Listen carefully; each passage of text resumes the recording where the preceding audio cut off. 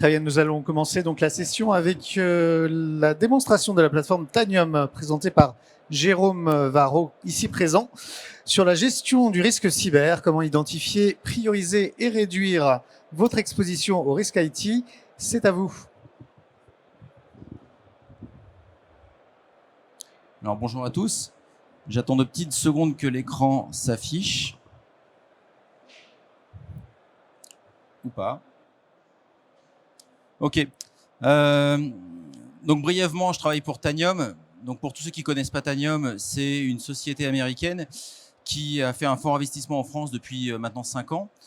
Et ce que nous faisons, c'est que nous fournissons à nos clients une plateforme de visibilité, de contrôle en temps réel et à large échelle.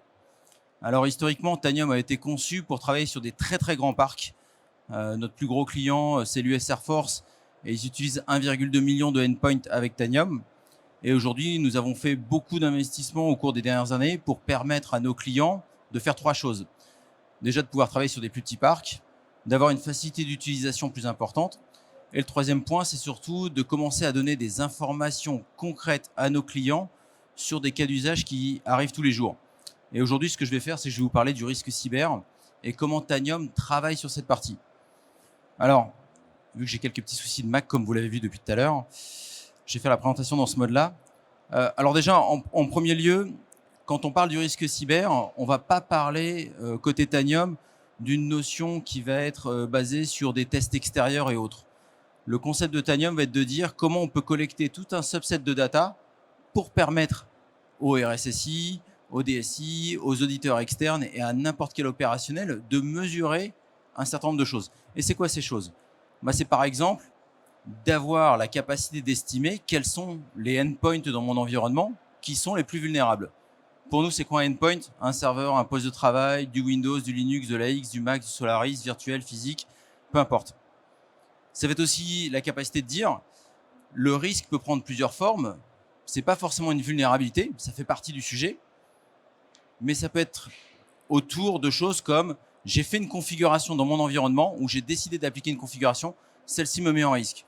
Par exemple, on a encore des clients qui ont le compte guest d'activer sur tous les Windows. Comment faire pour le désactiver ? Ça représente un problème, que faire ? D'autres éléments vont être autour de on a tous le même problème. Vous avez du mal à recruter, les éditeurs ont du mal à recruter, il n'y a pas beaucoup de ressources. Donc si quand on allume Tanium ou on allume n'importe quel outil de gestion de vuln, de gestion de patch et autres, on se rend compte que ça clignote en rouge de partout, comment on fait pour prioriser ? Comment est-ce qu'on va dire je vais essayer de mettre le maximum d'efforts dans le minimum d'action pour en tirer le plus grand bénéfice ? Et puis enfin, et ça c'est quelque chose qui ne vient pas de nous, c'est nos clients qui nous l'ont dit, c'est super de voir de la data, c'est super d'avoir des graphiques avec énormément de données, mais globalement, quand je montre ça à mon board, lui, il a besoin de 3 chiffres. Il a besoin de savoir où est-ce que j'en suis, est-ce que j'ai progressé, et qu'est-ce qui fait que je vais mieux. Donc, tous ces éléments ont fait qu'on a décidé de mettre en œuvre ce qu'on appelle Tanium Risk. Alors, quand même, juste pour comprendre pourquoi est-ce que c'est compliqué pour les entreprises, déjà, en fonction de plusieurs critères, vous allez avoir plusieurs solutions. Donc déjà, quand on regarde ce que on nous communique quand on travaille avec des organisations, on va nous parler de choses comme j'ai un outil pour la vuln, un outil pour mon forensics, j'ai un outil pour mon asset management, etc. etc. J'ai un outil pour vérifier ma configuration AD, j'ai des auditeurs externes qui viennent avec une autre data. Donc globalement, avant d'avoir une information corrélée ou compréhensible, je dois aller voir dans plusieurs outils. Le deuxième point, c'est que on a des silos. J'utilise toujours cet exemple quand je parle à mes prospects ou à mes clients. Ça va être quand on discute de vulnérabilité, on va voir les gens de la sécurité, ils vont parler CVE. On va voir les gens des ops, ils vont parler patch. Ils vont parler KB. Et ils vont pas parler le même langage. Et ils vont dire, vous n'avez pas appliqué tel CVE. Oui, mais en fait, on a appliqué un patch, supersedé et autres. Donc, ce mode langage, ce mode silo qu'il va y avoir entre les équipes, sécu, ops, auditeurs, etc., c'est un problème. Et enfin, le dernier point, c'est que la plupart des problématiques que l'on voit sont très très peu attachées au business. Si vous avez une problématique sur un endpoint, un serveur, et que celui-ci représente, je vais dire une bêtise, le point névralgique de votre centre logistique, il va être plus important que potentiellement le poste du développeur qui est dans un réseau isolé, qui va peut-être avoir des vulnérabilités plus importantes, mais qui ne va pas mettre en péril votre business. Et l'approche de Tanium, c'est de dire comment est-ce qu'on peut intégrer des informations business, des informations qui viennent de plusieurs outils ou de plusieurs sources de données et rendre ça compréhensible. Donc ça, c'est un peu le petit challenge. Je finis juste avec 2 slides, ça va aller très vite. Donc pour Tanium, et je vous montrerai ça dans la démonstration, notre objectif, c'est de dire comment déjà vous pouvez savoir et obtenir des informations rapidement. Comment est-ce qu'on peut s'assurer que la plateforme Tanium, on va lui fournir suffisamment de ponts et suffisamment d'informations pour que les équipes puissent se parler entre elles. Et enfin, le dernier point, c'est bien de voir le risque, c'est bien de dire que la maison brûle, mais c'est quand même sympa si on arrive à le corriger, si on arrive à le remédier. Et l'idée de Tanium, c'est de proposer tout ça. Alors, on va faire une petite démo, on va parler de risque. Donc, ce qu'on a décidé de faire dans Tanium Risk, c'est de permettre aux entreprises, au sein d'un module de l'ensemble de notre plateforme fait plein de choses, mais aujourd'hui, on va se focaliser sur risque, c'est de dire, je vais mesurer mon risque et voir comment il évolue dans le temps avec un chiffre simple. Ce chiffre qui est en fait la corrélation de plusieurs data, plusieurs points de télémétrie. Je vais identifier par quoi je dois commencer à travailler, sur quoi je dois commencer à travailler et comment. Et puis enfin, je vais me positionner sur des éléments tout simples qui sont la conformité. C'est un vaste sujet en ce moment. Non pas que c'est du marketing, mais globalement, on commence à avoir de plus en plus d'entreprises qui se posent la question. Si je prends le cas du patch management, ça commence à être réglementaire de patcher dans un laps de temps particulier. Et je ne parle pas juste d'un SLA que vous allez avoir avec votre infogéreur ou en interne. Le but va être de dire comment je respecte une obligation légale que l'on m'a donnée. On le voit de plus en plus maintenant dans les organismes bancaires, on le voit dans les organismes d'assurance et même dans le secteur public.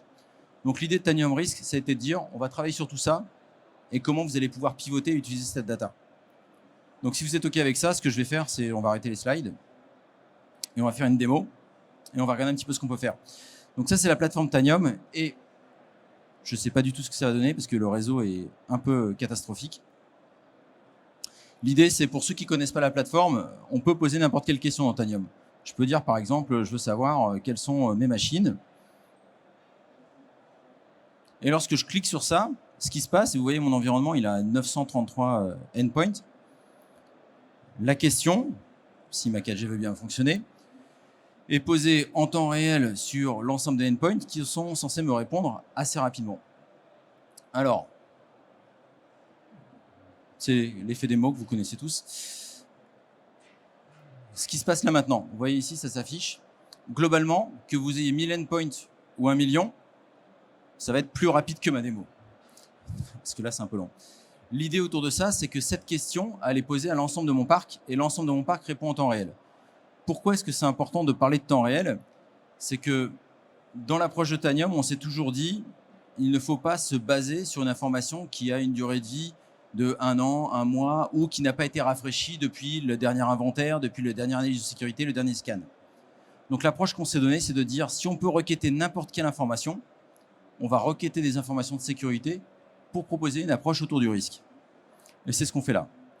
Donc je vais juste aller vous montrer le module risque et on va parler autour de ça. Donc le premier truc qu'on a voulu faire, c'est dans Tanium, vu qu'on a à peu près 900 à 1000 entry points ou data points que vous pouvez obtenir, on s'est dit comment est-ce qu'on va les corréler et comment est-ce qu'on va les classifier pour créer un score de risque. Donc déjà, le premier truc qu'on a fait, c'est de créer un score de risque sur une échelle qui est concevable. Donc c'est sur une échelle sur 1000. Si vous êtes à 1000, je pense qu'il faut arrêter tout. Il faut tout couper. Si vous êtes à 0, c'est que vous n'avez pas allumé risque parce que ça n'existe pas le risque 0. Donc l'idée, c'est de dire comment est-ce que vous arrivez à descendre de 1000 vers potentiellement 0 ou du moins le plus bas possible. Et vous allez mesurer dans le temps. Pourquoi c'est important de le mesurer dans le temps? Si vous êtes du côté analyse de risque, allez voir les gens en disant on ne fait pas un bon boulot, débrouillez-vous, ça ne sert à rien. Vous allez juste être la énième personne qui va aller voir les opérationnels pour leur dire faut patcher, faut corriger ça, faut mettre ça en œuvre. Si par contre, vous considérez risque comme la capacité de montrer aux équipes opérationnelles et aux autres équipes qu'à chaque action, vous réussissez à influencer le score de risque, vous allez commencer à obtenir un consensus. Ça, c'est une première partie. Ensuite, qu'est-ce qu'on fait? Au cours de ce temps, en fait, on va travailler sur plusieurs vecteurs. Donc aujourd'hui, dans Tanium, on a décidé de travailler sur 6 familles de vecteurs. Les premières, c'est assez évident, c'est les vulnérabilités. C'est-à-dire que l'ensemble des vulnérabilités qui sont détectées par Tanium sur l'ensemble de mon parc représente un score de 797 sur 1000. Chacun de ces scores a une pondération face au score final. Et l'idée autour de ça, c'est qu'en fonction du type de famille, chaque fois que je vais faire quelque chose pour améliorer mon score, celui-ci va se refléter là. Donc si je prends le cas des 6 familles, qu'est-ce qu'on a? On a System Compliance. Qu'est-ce que c'est System Compliance? C'est une déviance par rapport à une configuration que vous avez décidé de faire. Qu'est-ce que ça veut dire? Beaucoup d'entreprises, par exemple, appliquent les benchmarks CIS. Donc, ce sont des standards du marché qui vous disent si vous appliquez ces 200 checks, globalement, vous avez une bonne sécurité qui est déjà mise en œuvre sur votre environnement. Ça, c'est quelque chose d'assez standard. Mais c'est souvent quelque chose que vous devez customiser parce que chaque entreprise a sa propre PSSI et a ses propres besoins. Mais une configuration, c'est quoi? Ça peut être aussi de dire chaque entreprise veut mettre en œuvre une politique spécifique par rapport à le fonctionnement de son antivirus, la présence de telle application, la présence d'un certificat, la présence d'un outil de sécurité spécifique. Ça peut être des checks de conformité. Et si vous n'êtes pas conforme, ça va représenter un point ou X points dans Tanium et ça va vous montrer que globalement, sur l'ensemble des efforts que vous faites de configuration, vous avez un certain nombre de déviances qui vous posent des problèmes. Tout ce qui est Administrative Access, je ne vais pas y passer trop de temps, mais c'est quand même important. C'est globalement, on va mesurer avec Tanium tous les droits d'administration locaux qui ont été déployés sur les postes de travail ou sur les serveurs. On ne va pas s'occuper de l'AD. Ce n'est pas important. L'AD, c'est essentiel dans votre organisation, ce n'est pas ce que je dis. Mais le fait que votre AD soit bien configuré en centrale n'a rien à voir avec ce qui finit sur les endpoints. Si vous avez quelqu'un qui quitte du support, et on l'a tous fait, j'ai un problème, j'ai besoin que ça avance, j'ai pas le temps d'attendre que quelqu'un me crée un compte ou me met dans le bon groupe, je connais le mot de passe, j'ai demandé à quelqu'un, je me mets automatiquement dans le groupe admin et ça reste.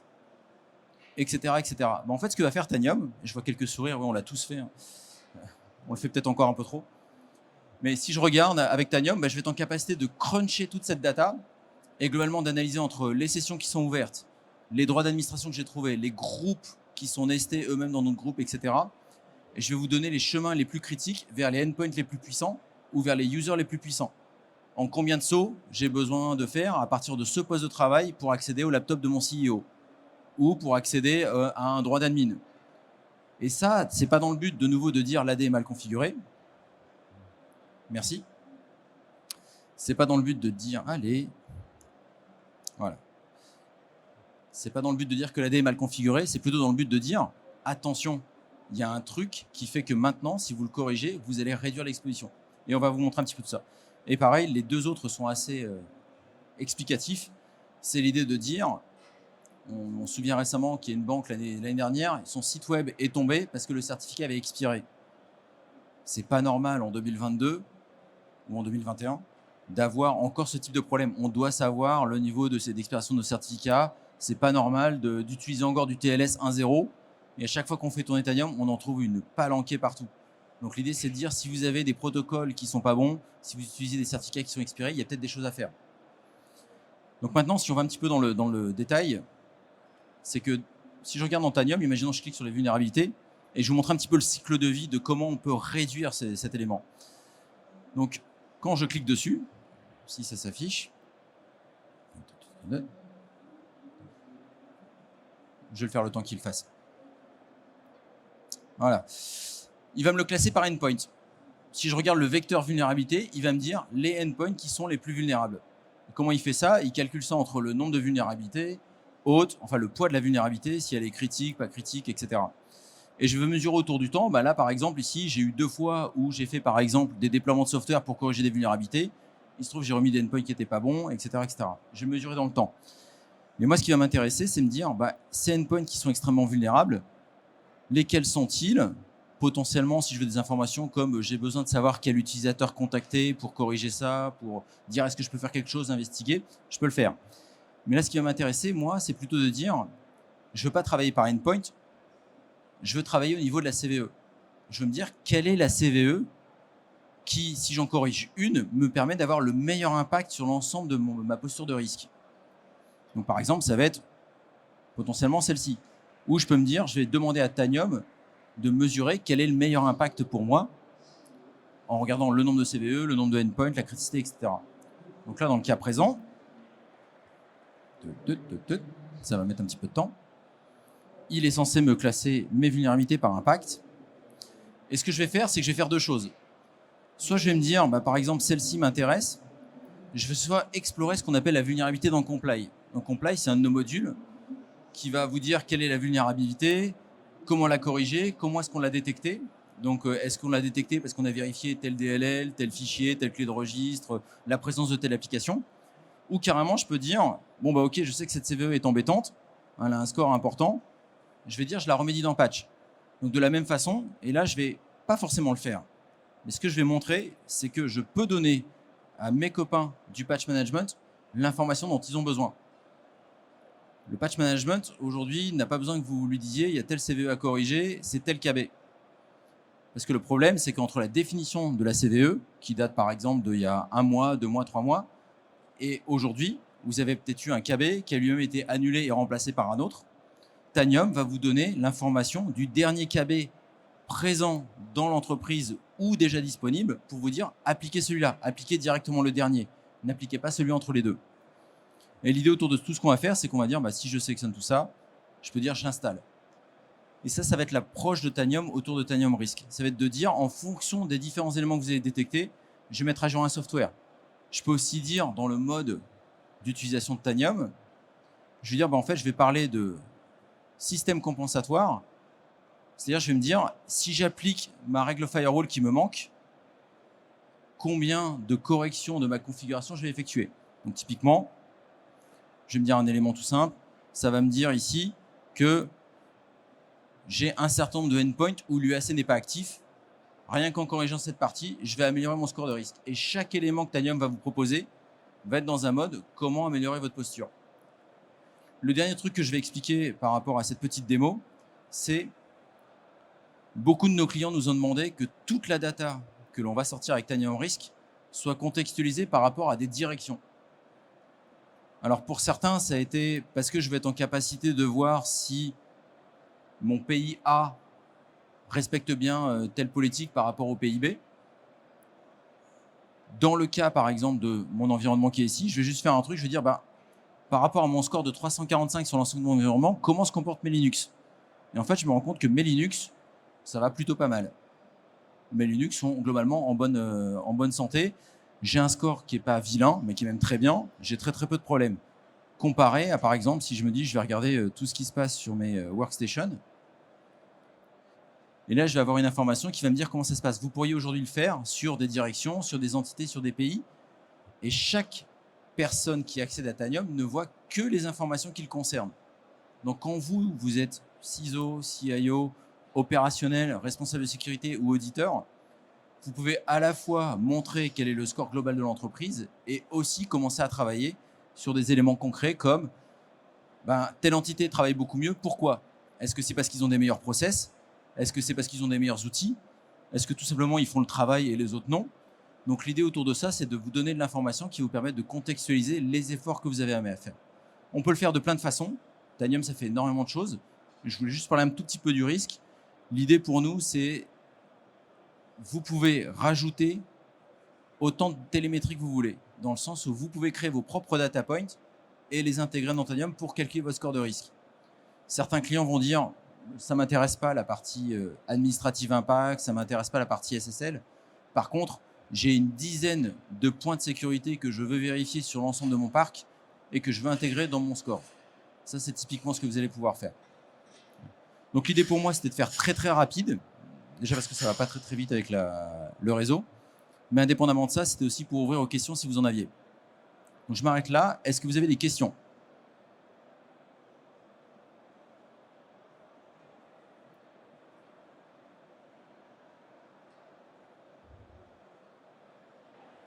S'il y a des questions, je peux passer le micro. N'hésitez pas à lever la main.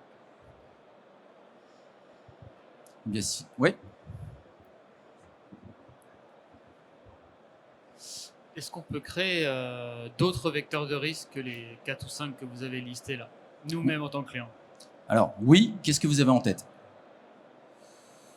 Là, comme ça, rien, mais je pense qu'on peut trouver des choses.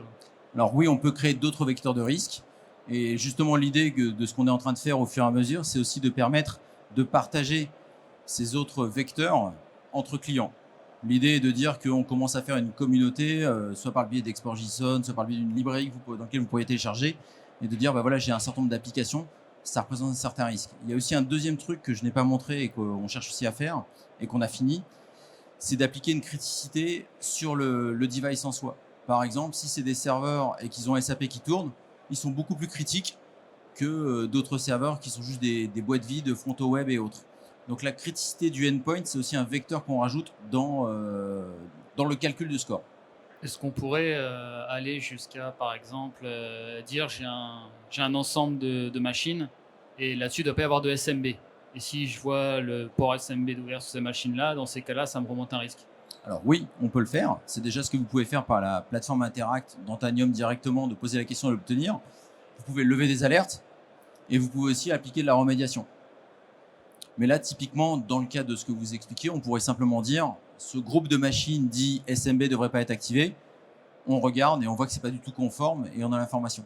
Le risque, c'est vraiment fait quand même pour corréler plusieurs data points. Si c'est juste de vérifier que le SMB est activé, il ne devrait pas, ou que le spooler est actif alors qu'il ne devrait pas, ça c'est un check. Vous pouvez juste poser la question d'Antanium sans même avoir besoin de créer un score de risque. C'est extrêmement rapide.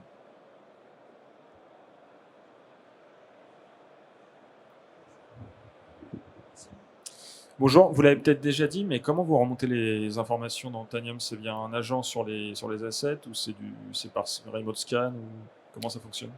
Alors, ça fonctionne avec un agent. Et la façon dont on fonctionne, on a une architecture particulière dans Tanium. Je vais vous la montrer. Dans Tanium, on utilise le principe d'une chaîne linéaire qui nous permet en fait d'avoir tout ce que je vous ai montré avec uniquement 2 serveurs. Si c'est de l'on-prem, si c'est du cloud, c'est toujours 2 serveurs, mais ils sont chez nous.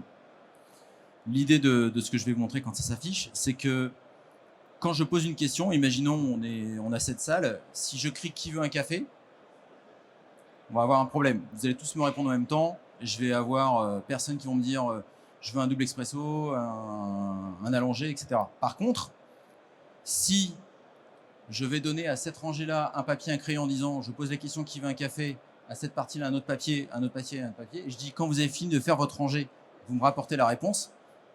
J'ai globalement fait une élection au sein des différents endpoints de ma zone pour qu'eux-mêmes me répondent plus rapidement. Donc si j'ai 100 000 endpoints par exemple, les endpoints vont se parler entre eux. Et si j'ai un réseau de 2000 endpoints, de 2000 subnets, je vais avoir que 2000 réponses pour 100 000 endpoints. Parce que c'est un subnet qui va me répondre, quel que soit le endpoint qui va me répondre au sein de ce subnet. Et en fait, on utilise l'architecture qui est ici, si ça s'affiche. Après, dans les télémétries qu'on va utiliser, quand on remonte une information, l'information qu'on va remonter, on va la hasher, on va l'encrypter, et le serveur Tanium, lui, ne va faire que des réconciliations de strings et des comptages. Il ne va pas aller récupérer une information entière, parce que c'est gourmand, parce que ça peut amener beaucoup de contention au réseau. Et le deuxième point, c'est qu'avec le nouveau mode qui a été activé avec le Covid, vous n'avez pas beaucoup de endpoints qui se parlent entre eux quand ils sont à la maison. Donc on est plutôt sur du point à point. Et dans ce cas-là, ce qu'on fait, c'est qu'on va être en capacité de cacher des réponses dans Tanium, dans le serveur Tanium, pour aller plus vite sur certaines réponses. Donc en fonction de votre cas d'usage, il y a des cas d'usage que vous allez utiliser qui vont être je veux de la donnée temps réel. Par exemple, je veux trouver toutes les clés de registre pour Folina, je le veux maintenant et je veux savoir ça maintenant. Ça, c'est une donnée temps réel dont vous avez besoin et vous voulez mesurer la remédiation au cours du temps. Si c'est une donnée comme quelle est l'architecture CPU de mes machines, que la donnée elle est une journée ou qu'elle est 2 heures, c'est pas important parce que c'est pas ce qui va changer dans la journée. Donc on va vraiment être en capacité d'adapter en fonction du besoin la fraîcheur et la rapidité de remontée de la donnée. Bon, j'arriverai jamais à vous montrer l'architecture, c'est pas grave. C'est une plateforme exclusivement pour le système Windows ou vous fonctionnez aussi sur des systèmes Unix? Windows, Linux, AX, Mac, Solaris. Et quand vous posez une question, vous n'avez pas à vous soucier de est-ce que j'ai qu'un réseau de Windows, qu'un réseau de Linux. Tous les endpoints se parlent entre eux, quel que soit le type d'OS. C'est vraiment, ils se parlent au niveau de leur subnet pour accélérer la réponse. Et tous les langages Tanium, c'est que du bash. Ok, merci. Une dernière question. Plus de questions. Bien, merci à tous. Et si vous avez besoin, venez nous voir au stand B7. Merci. Merci pour votre présentation. On se retrouve dans quelques minutes pour la prochaine démo.